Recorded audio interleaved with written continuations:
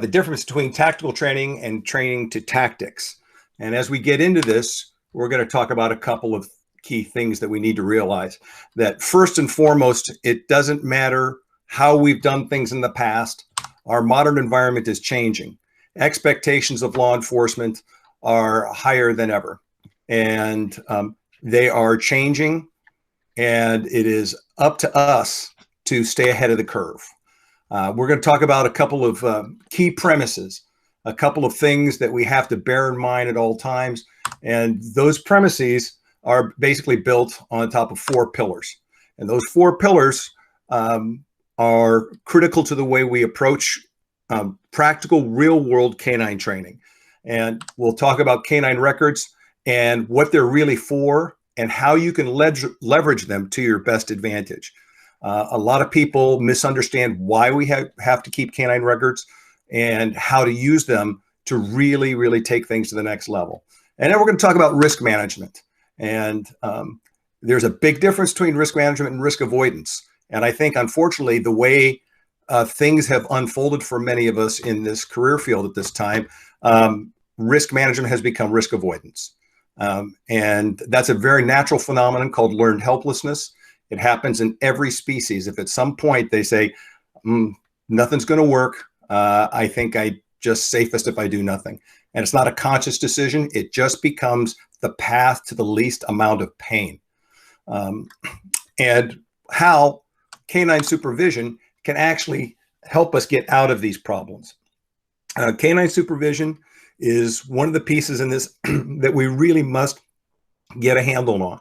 And any of the supervisors that are here, any of the police executives that listen to this presentation, picking the right people to be a canine supervisor is critical. There are a lot of things that you need to select for. And I speak as one who has made mistakes as a canine supervisor and have justifiably gotten my knuckles wrapped. And I've had to learn to be a better supervisor. I came into this because I was a dog person, and this is all I ever wanted to do since I was a kid. But I've had to grow into a leadership role, and it's not an easy task. This is a job that has a higher level of scrutiny than almost any other in the police department, and we'll explain that for a while. So let's go ahead and get into the key premises. First, one thing you have to remember: no dog is big enough or bad enough to compensate for division officer tactics. And by this, I mean, if you train in such a manner that you expect the dog to make up for things that you have to do because that dog isn't adequately trained, you're going to be in problems. And if you train a dog to be an overwhelming man stopper, which is something that there is a place for, understand that that's a trade-off. Everything in life is trade-offs.